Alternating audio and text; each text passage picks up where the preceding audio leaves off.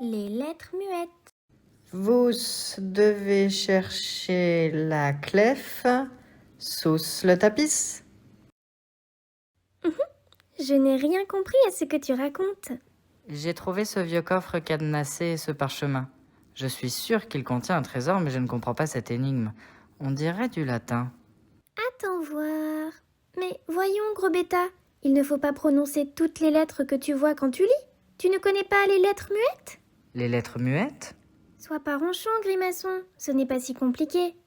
Certains mots se terminent par une consonne que l'on ne prononce pas. On dit qu'elle est muette. Dans le mot bâbord, on ne dit pas bâborde, mais bâbord.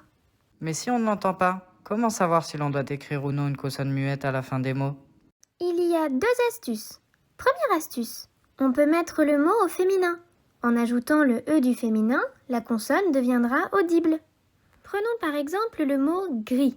Si on le met au féminin, on obtient grise. Le S muet devient audible. Deuxième astuce, on peut aussi trouver un mot de la même famille qui révélera la lettre muette.